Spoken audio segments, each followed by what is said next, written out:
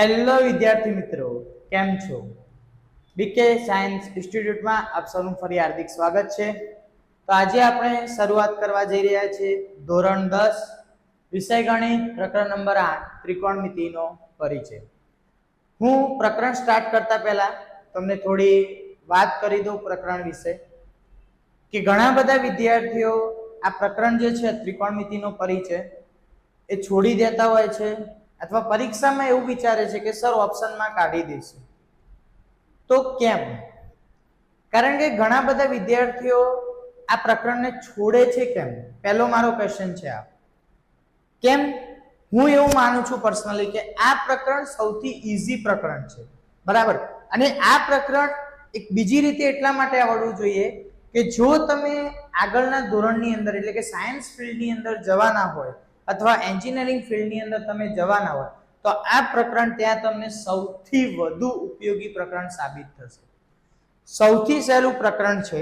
Science ફિલ્ડની અંદર કદાચ તમે માની લો કે ઘણા બધા વિદ્યાર્થીઓ કહેશે કે સર અમે તો બાયોલોજી લઈશું, અમારે ક્યાં આ ભણવાની જરૂર છે, અમે તો ઓપ્શનમાં કાઢી દઈશું. ગણિતવાળા વિદ્યાર્થીઓને ટેન્શન ના બેટા, એવું નથી. ફિઝિક્સની અંદર પણ એટલો જ ત્રિકોણમિતિનો ઉપયોગ આવશે કે જેટલો મેથ્સના વિદ્યાર્થીઓને મેથ્સમાં આવશે, બરાબર? એવું ખાસ બધાને કહીશ કે બેટા આપણે આ પ્રકરણ નહીં છોડીએ. પ્રકરણ એકદમ સહેલું છે, આપણે એને યાદ રાખવાનો પ્રયત્ન કરીશું અને એને બરાબર સમજીશું. તમે લોકો શું કરો કે સર ધારો કે તમને અહીંયા મેં એક એક્ઝામ્પલ ગણાવ્યું, બરાબર? હવે એની અંદર ધારો કે સાઇન અને કોસ હતું, હવે એની જગ્યાએ હું ટેન અને કોટ કરી દઈશ તો તમે કન્ફ્યુઝ થઈ જશો કે સર હવે શું કરીશું? પેલો તો અમને આવડી ગયો કે ભાઈ સાઇન અને કોસ હતું, બરાબર? તો એ બધી જ તમારી કન્ફ્યુઝન આ ચેપ્ટરની અંદર હું દૂર કરી દઈશ, બરાબર? તો બધા જ વિદ્યાર્થીને ખાસ કહેવાનું કે કોઈએ એવું નહીં વિચારવાનું કે એક્ઝામની અંદર આ પ્રકરણ નહીં લખીએ, ઓપ્શનમાં કાઢી દઈશું. કે આ પ્રકરણ પરીક્ષાની અંદર બેઝિક મેથ્સના વિદ્યાર્થીઓને સ્ટાન્ડર્ડ મેથ્સના વિદ્યાર્થીઓ માટે કેટલા ગુણમાં પૂછાશે? તો બેઝિક મેથ્સના વિદ્યાર્થીઓ માટે 4 ગુણમાં પૂછાશે, સ્ટાન્ડર્ડ મેથ્સના વિદ્યાર્થીઓ માટે 6 ગુણમાં પૂછાશે. હવે એકચ્યુઅલી અંદર હું અહીંયા લખી શકતો હતો કે 4 ગુણની અંદર કેટલા માર્ક્સના કેટલા પ્રશ્નો પૂછાશે, પણ એટલા માટે નથી લખ્યું કે હજી પરીક્ષા સુધી કદાચ જો બ્લુપ્રિન્ટ બદલાય, બરાબર, તો ગુણભાર એનો એ જ રહેશે, પણ કયો પ્રશ્ન કેટલા માર્ક્સમાં પૂછાશે એ બદલાઈ શકે છે, બરાબર? હવે વાત કરું ટોપિકની, તો આપણે આ પ્રકરણની અંદર કેટલા ટોપિક ક્લિયર કરીશું. તો પહેલું છે પરિચય. પરિચય એટલે કે ત્રિકોણમિતિ શું છે, ક્યાંથી ત્રિકોણમિતિની શરૂઆત થઈ અને ક્યાં પ્રાચીન સમયની અંદર ત્રિકોણમિતિનો ક્યાં ઉલ્લેખ જોવા મળ્યો હતો એની વાત કરીશું. પ્રસ્તાવના છે તો ત્રિકોણમિતિના જે નિયમો હોય કે ત્રિકોણમિતિ કેવી રીતે શરૂઆત થઈ અથવા એના જે ગુણોત્તરો છે, એના જે વિધેયો છે એની વાત કરીશું. ત્રિકોણમિતિય ગુણોત્તરો અને તેમના પૂરા નામ. તો ત્રિકોણમિતિના 6 ગુણોત્તર છે. એ 6 ગુણોત્તરના શોર્ટ નેમ અને લોંગ નેમ એટલે કે ટૂંકા નેમ જે આપણે દાખલાની અંદર યુઝ કરીશું ને એકચ્યુઅલમાં એના પૂરા નામ શું છે એ આપણે જોઈશું. ત્રિકોણમિતિય ગુણોત્તરના સૂત્રો એટલે કે આપણે જે 6 ત્રિકોણમિતિય ગુણોત્તર ભણીશું એ 6 ગુણોત્તરના સૂત્રો સમજીશું. એના પછી ત્રિકોણમિતિય નિત્યસમ. આ નિત્યસમ સૌથી ઇમ્પોર્ટન્ટ ટોપિક છે આ ચેપ્ટર માટે. કેમ એ સમજો કે જો તમને નિત્યસમ નહીં આવડે બેટા તો તમને સાબિતીના દાખલા આવડશે નહીં. સૌથી ઇમ્પોર્ટન્ટ ટોપિક છે આ ચેપ્ટરનો, ખાસ ધ્યાનથી સાંભળજો. નિત્યસમ. અને સૌથી વધારે જો વિદ્યાર્થીઓને તકલીફ પડતી હોય તો એ પણ છે નિત્યસમ. કિંમત શોધો તો તમે કરી લેશો, બહુ ઈઝી છે. એક કિંમતનો આપણે કોષ્ટક હું શીખવાડીશ, એ કોષ્ટકના આધારે કિંમત શોધોના દાખલા તો બહુ ઈઝી છે. કિંમત મૂકી દીધી, પ્લસ મલ્ટીપ્લાય ડિવાઈડ જે બી પ્રોસેસ કરવાની હશે એ તમે કેલ્ક્યુલેશન કરીને ગણી શકશો. પણ મેઇન વસ્તુ છે સાબિતીના દાખલા. જો સૌથી વધારે બાળકોને ઓછી ફાવટ આવતી હોય અથવા સૌથી ઓછું ના આવડતું હોય જે વસ્તુ છે આ ચેપ્ટરની અંદર સાબિતીના દાખલા. અને સાબિતીના દાખલા માટે સૌથી મહત્વનું છે નિત્યસમ. નિત્યસમ આવડવા જોઈએ બેટા. નિત્યસમ ક્યારે ઉપયોગ કરવો, ક્યારે કયો નિત્યસમનો ઉપયોગ કરવો એ પણ એટલું જ જરૂરી છે. ઘણા બધા વિદ્યાર્થીઓ કે સર નિત્યસમ આવડે છે તો પણ અમને ક્યાં મૂકવાના ખબર નથી પડતી. ના જ પડે ને. કેમ કે નિત્યસમની સાથે સાથે એના ઉપયોગ પણ આવડવા જોઈએ. બરાબર. હવે શરૂઆત કરીએ પ્રકરણની. હવે પ્રસ્તાવના એટલે કે સિમ્પલ સમજો. ત્રિકોણમિતિને અંગ્રેજીમાં શું કહેવાય? તો અંગ્રેજીમાં કહેવાય ટ્રિગ્નોમેટ્રી. શું કહેવાય બેટા? ટ્રિગ્નોમેટ્રી. હવે ટ્રિગ્નોમેટ્રીમાંથી હું 3 વર્ડ છૂટા કરું. પહેલું છે ટ્રી, બીજું છે ગોન અને મેટ્રિક. એની જગ્યાએ હું લખું મેટ્રોન. બરાબર. ટ્રીનો અર્થ થાય 3, ગોનનો અર્થ થાય બાજુ અને મેટ્રોનનો અર્થ થાય માપ. તો સિમ્પલ તમે વિચારો કે વાક્ય શું બને? 3 બાજુના માપ. એટલે ત્રિકોણમિતિનો જે પરિચય જે આપણે ચેપ્ટર ભણીએ છીએ અને અંગ્રેજીમાં શું કહેવાય? ટ્રિગ્નોમેટ્રી. અને ટ્રિગ્નોમેટ્રીમાંથી 3 શબ્દ મેં છૂટા કાઢ્યા: ટ્રી, ગોન અને મેટ્રોન. અને આ ત્રણેય શબ્દોનો અર્થ જુઓ. ટ્રી એટલે 3, ગોન એટલે બાજુ અને મેટ્રોન એટલે માપ. તો હવે બેટા તમે એટલું તો સમજી જ ગયા છો કે 3 બાજુ હોય એવી બંધ આકૃતિને આપણે શું કહીએ? ત્રિકોણ. શું કહીએ? ત્રિકોણ કહીએ. તો એનો અર્થ તે તમને એટલું તો મગજની અંદર આવી ગયું હશે કે આ પ્રકરણની અંદર આપણે કોની વાત કરવાના છીએ? ત્રિકોણની વાત કરવાની છે. બરાબર. અને તમે નામ જુઓ, ત્રિકોણમિતિનો, નામની અંદર જ આગળ ત્રિકોણ છે. બરાબર. શરૂઆત કરીએ આપણે. તો આ ત્રણેય જે શબ્દ છે ટ્રી, ગોન અને મેટ્રોન, સોરી, એ ત્રણેય શબ્દો ગ્રીક શબ્દ પરથી આવેલા છે અને 3 બાજુનો માપ એવું એનું સિમ્પલ શું થાય છે? અર્થ થાય છે.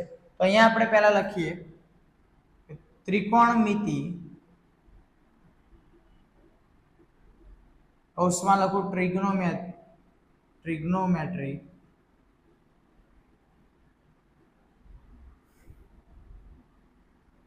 નો અર્થ ગ્રીક શબ્દ ટ્રી, ગોન. ચાલો જોડે જ મતલબ લખી દઉં છું. ટ્રી એટલે 3, ગોન એટલે બાજુ અને મેટ્રોન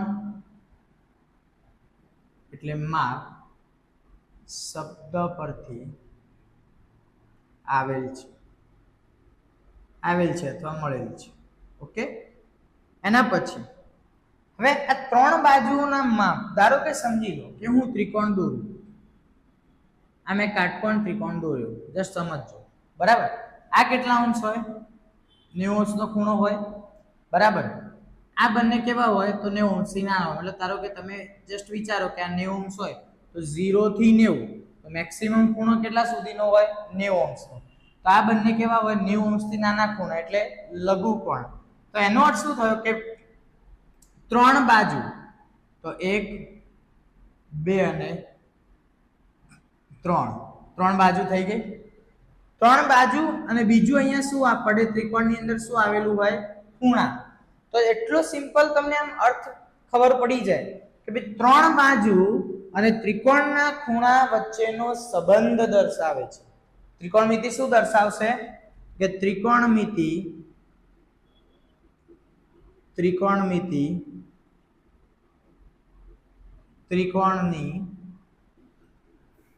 3 બાજુ અને ખૂણા વચ્ચેનો સંબંધ દર્શાવે છે.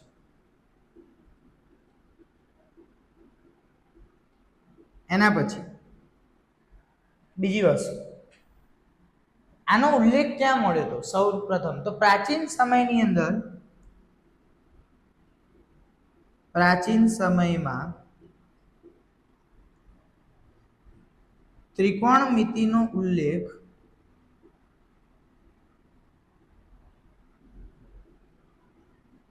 ઇજિપ્તમાં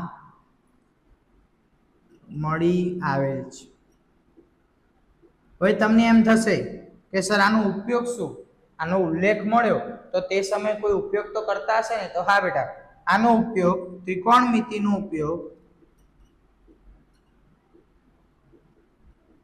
ઉપયોગ પૃથ્વીથી ગ્રહો અને તારાઓ સુધીનું અંતર શોધવા માટે ઉપયોગ થાય છે.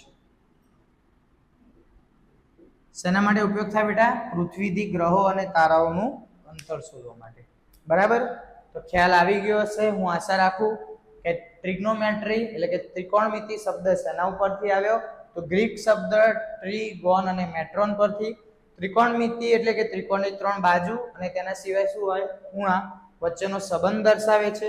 પ્રાચીન સમયમાં ત્રિકોણમિતિનો ઉલ્લેખ ઇજિપ્તમાં મળી આવેલ છે અને ત્રિકોણમિતિનો ઉપયોગ પૃથ્વીની ગ્રહો અને તારાઓ સુધીનું અંતર શોધવા માટે થતો હતો. ઓકે, લખી દો બેટા. ત્રિકોણમિતિય ગુણોત્તરો. હવે ત્રિકોણમિતિય ગુણોત્તરો બેટા 6 છે. આપણે એકદમ શાંતિથી અને સમજીશું.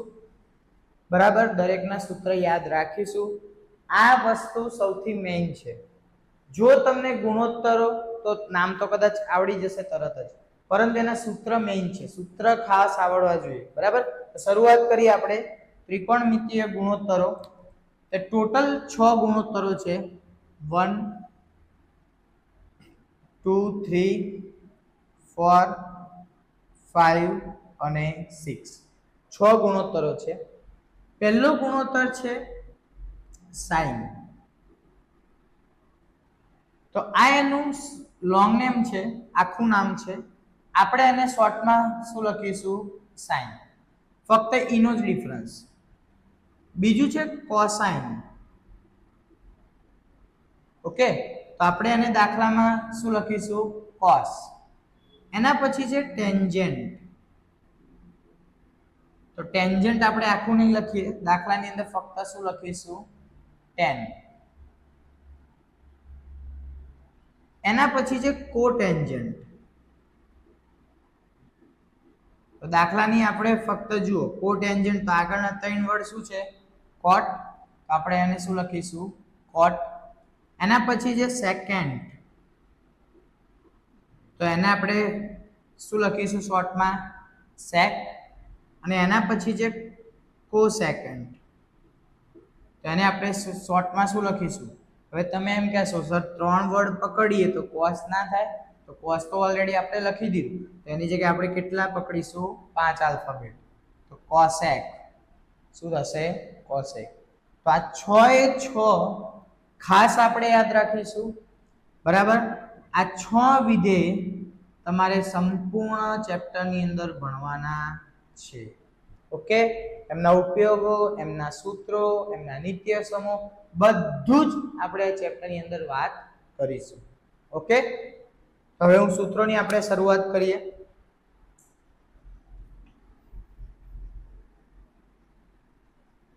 ચલો, સૂત્રની શરૂઆત કરતા પહેલા થોડુંક સમજી લઈએ. પહેલા એ સૂત્ર કેવી રીતે બનાવીશું. તો આપણે હમણાં પ્રસ્તાવનાની અંદર જોયું કે ટ્રિગ્નોમેટ્રી એટલે કે ત્રિકોણમિતિ એક ત્રિકોણના ખૂણા અને બાજુ વચ્ચેનું શું છે? સંબંધ. તો હું ધારો કે આ ત્રિકોણ દોરું. અને હા, બીજી એક વસ્તુ બેટા ખાસ, જ્યારે પણ તમને ત્રિકોણમિતિ શબ્દ કહે એટલે તમારા મગજની અંદર એક જ ત્રિકોણ આવવો જોઈએ. કયો? કાટકોણ ત્રિકોણ. ઓકે, તો અહીંયા સમજી લેજો, જ્યારે પણ ટ્રિગ્નોમેટ્રીની વાત આવે, ત્રિકોણમિતિની વાત આવે એટલે હંમેશા એક જ ત્રિકોણ આવશે. કયો? કાટકોણ ત્રિકોણ. ઓકે, હું ધારો કે ત્રિકોણ દોરું A B C. એ જ રીતે અહીંયા હું બીજો ત્રિકોણ દોરું P Q R. ચલો, એની જગ્યાએ હું ABC દોરું.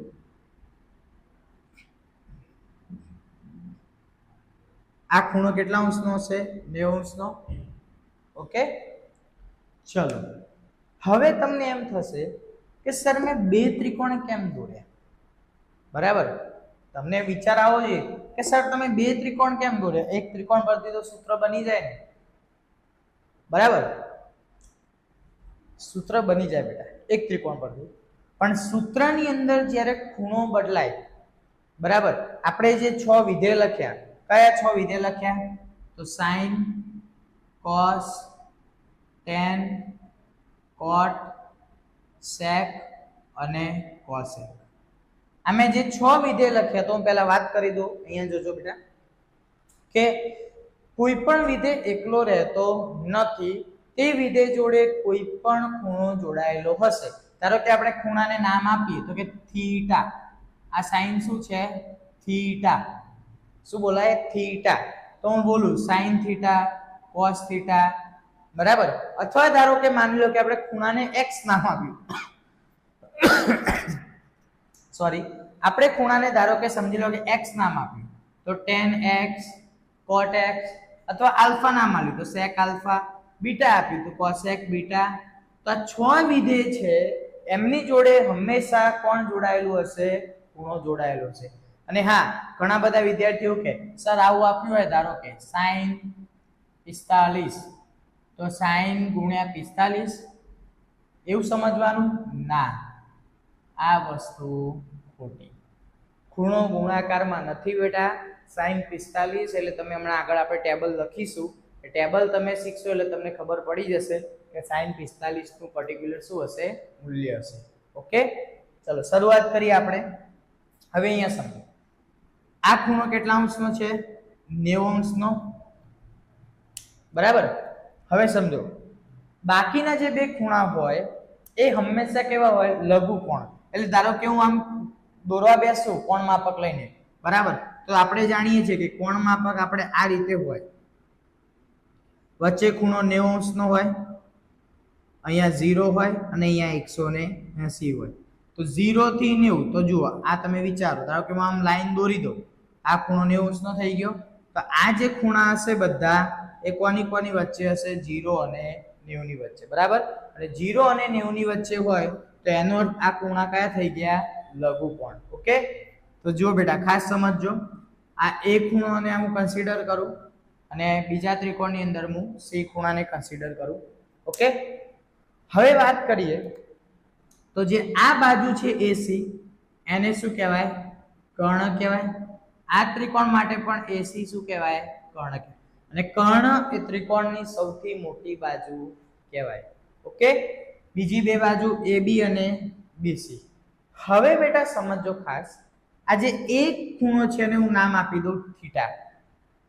ખાસ સમજો, એ ખૂણાને મેં નામ શું આપી દીધું? થીટા, બરાબર. અને અહીંયા હું સી ખૂણો ધારી લઉં થીટા, અથવા થીટા એને પણ સી નામ આપી દીધું. સી ખૂણાને પણ મેં શું કીધું? થીટા.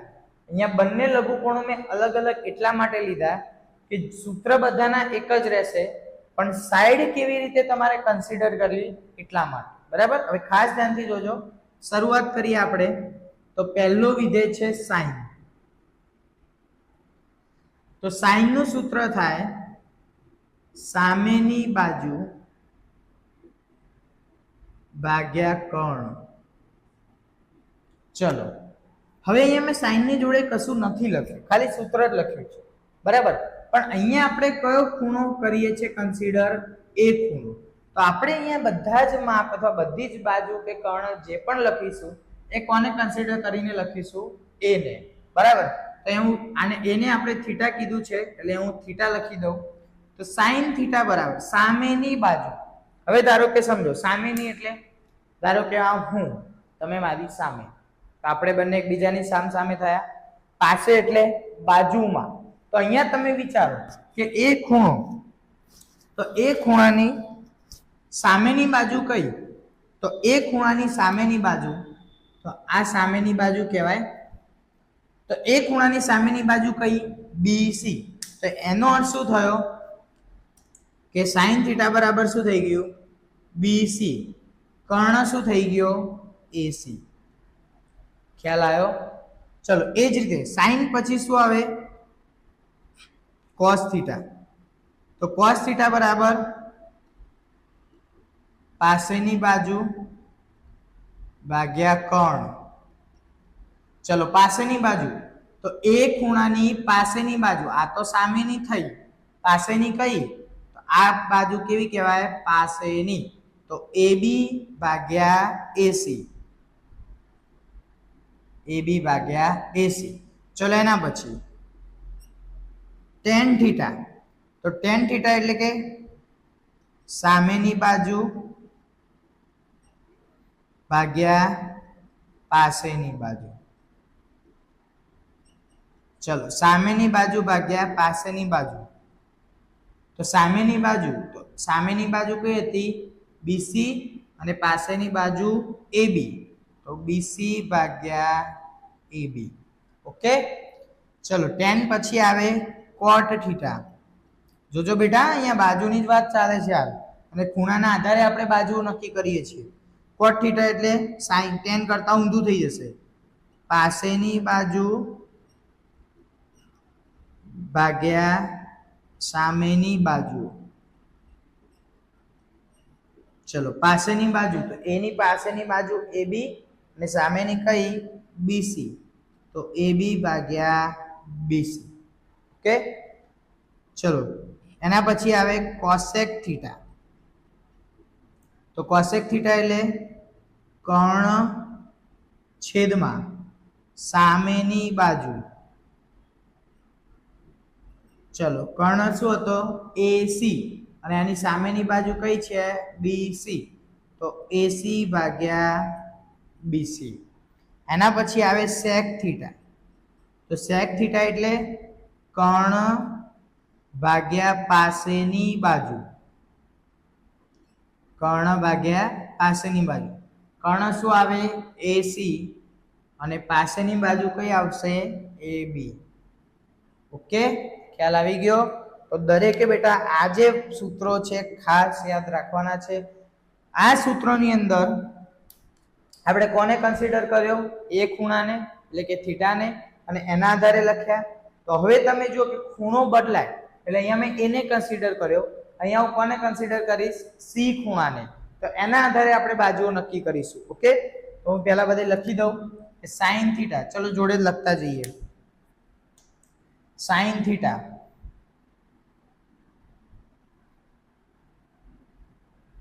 થીટા બરાબર, તો સામેની બાજુ છેદમાં કર્ણ. ચલો હવે અહીંયા સમજો, અહીંયા સામેની બાજુ કઈ હતી? BC હતી. કોની સામેની? એની સામેની. હવે અહીંયા કોની વાત કરી રહ્યા છે આપણે? C ની. તો C ની સામેની બાજુ એટલે આ થઈ કઈ? AB, અને કર્ણ તો આપણે લખેલું છે AC. એ જ રીતે cos થીટા એટલે પાસેની બાજુ ભાગ્યા કર્ણ. ચલો હવે C ની પાસેની બાજુ તો કઈ થાય? BC અને કર્ણ AC. ચલો tan થીટા, તો tan થીટા એટલે સામેની બાજુ ભાગ્યા પાસેની બાજુ. ચલો C ની સામેની બાજુ કઈ થઈ? AB અને પાસેની બાજુ કઈ થઈ? BC. ચલો એ જ રીતે cot થીટા, તો cot થીટા એટલે પાસેની બાજુ ભાગ્યા સામેની બાજુ. ચલો તો પાસેની બાજુ બેટા શું હતી? BC, તો સામેની શું થઈ ગઈ? AB. ઓકે, ચલો એના પછી cosec થીટા. તો cosec થીટા એટલે કર્ણ ભાગ્યા સામેની બાજુ. ચલો કર્ણ શું થયું બેટા? તો કર્ણ AC અને સામેની બાજુ AB. ચલો એના પછી sec થીટા, તો કર્ણ ભાગ્યા પાસેની બાજુ. ચલો તો કર્ણ શું હતો? AC અને પાસેની બાજુ કઈ હતી? BC. ઓકે, જોઈ લો બેટા, લખી દો. બહુ સરળ છે, સૌથી મેઇન અને ઇમ્પોર્ટન્ટ સૂત્રો છે આ પ્રકરણ માટે. ઓકે, લખી દો, સ્ક્રીનશોટ લઈ લો.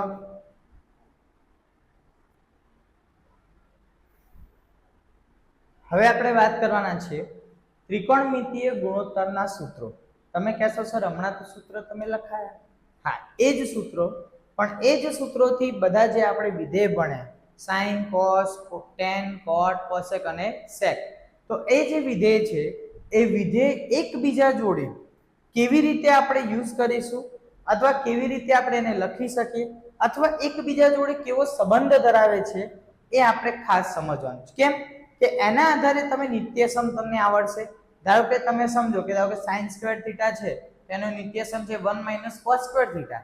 તો નિત્યસમ તમને ક્યારે આવડે કે જ્યારે તમે એકબીજાના વિધેય સાથેના સંબંધો આવડતા હોય.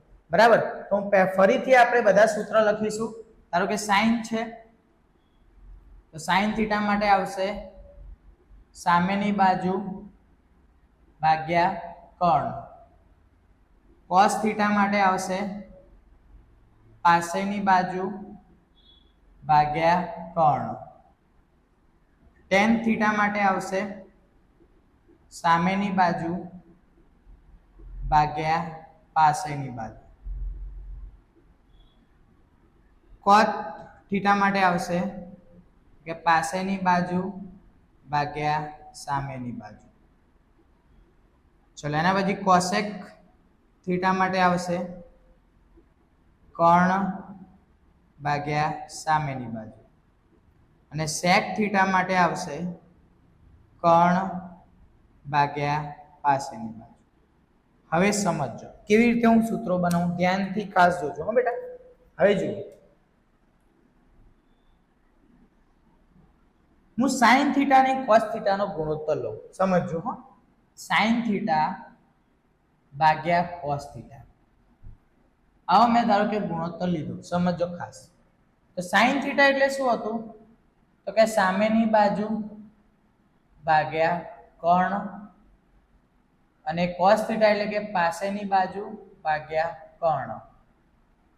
તો કર્ણ કર્ણ કટ થઈ ગયા તો વધ્યું શું? સામેની બાજુ ભાગ્યા પાસેની બાજુ. અને સામેની બાજુ ભાગ્યા પાસેની બાજુ આપણે કોના માટે વાપરીએ? tan થીટા માટે. તો એનો અર્થ શું થયો? આ શું બની ગયું? tan theta. અને આપણે શું લીધું હતું? sin theta upon cos theta. તો એનો અર્થ શું થયો કે tan થીટા બરાબર આપણે શું લખી શકીએ? sin થીટા ભાગ્યા cos થીટા. ઓકે. એ જ રીતે cos થીટા અને sin થીટા નો ગુણોત્તર લઈએ તો ધારો કે cos થીટા ભાગ્યા sin થીટા. તો અહીંયા પાસેની બાજુ ભાગ્યા કર્ણ, અહીંયા સામેની બાજુ ભાગ્યા કર્ણ. તો ફરીથી એ જ રીતે કર્ણ કર્ણ કટ થઈ ગયા. શું વધ્યું? પાસેની બાજુ ભાગ્યા સામેની બાજુ. તો એના બરાબર આપણે શું લખતા હતા? cot થીટા લખતા હતા. તો cot theta is equal to શું થઈ ગયું? cos થીટા ભાગ્યા sin થીટા. જુઓ ખ્યાલ આવ્યો? બહુ એકદમ સરળ છે. એના પછી cosec થીટા. તો ધારો કે sin થીટા છે તો sin થીટા એટલે શું થાય તો કે સામેની બાજુ ભાગ્યા કર્ણ થયું. હવે આપણે એનું વ્યસ્ત કરી દઈએ. વ્યસ્ત એટલે કે એકના છેદમાં લખીએ. તો એકના છેદમાં sin થીટા હું લખું તો આ પણ શું થાય? એકના છેદમાં સામેની બાજુ ભાગ્યા કર્ણ. છેદનો છેદ ક્યાં જાય? અંશમાં. તો 1/sin થીટા બરાબર કર્ણ ભાગ્યા સામેની બાજુ. અને કર્ણ ભાગ્યા સામેની બાજુ કોના માટે વપરાય? cosec થીટા માટે. તો એનો અર્થ શું થયો કે 1/sin theta is equal to cosec theta. તો આ ત્રીજું મળી ગયું આપણને. ખ્યાલ આવ્યો? હવે સમજો. ચલો હમણાં આપણે આ જ જોઈએ. એના પછી છે sec થીટા. ઓકે. તો sec થીટા તો અહીંયા sin હતું તો એના હું cos થીટા લઉં. તો cos થીટા બરાબર શું થશે? cos થીટા બરાબર બેટા તો પાસેની બાજુ છેદમાં કર્ણ. હવે જેમ sin નું વ્યસ્ત કર્યું એટલે cos નું પણ વ્યસ્ત કરી દઈએ. તો 1/cos θ ઇઝ ઇક્વલ ટુ 1/ પાસેની બાજુ ભાગ્યા કર્ણ છેદનો છેદ અંશમાં, તો 1/cos θ બરાબર કર્ણ ભાગ્યા પાસેની બાજુ. તો એ આપણે કોના માટે વાપરતા હતા? sec θ માટે. તો એનો અર્થ શું થયો કે 1/cos θ બરાબર sec θ. ચોથું સૂત્ર મળ્યું. તો જુઓ બધા જ વિધેયકોને કનેક્ટેડ છે sin θ અને cos θ, બરાબર. તો હજી બેટા સૂત્રો છે બેટા, આપણે આગળના વિડિયો લેક્ચરમાં જોઈશું. આશા રાખું કે અહીં સુધી એકદમ બધાને ખ્યાલ આવી ગયો હશે, બરાબર.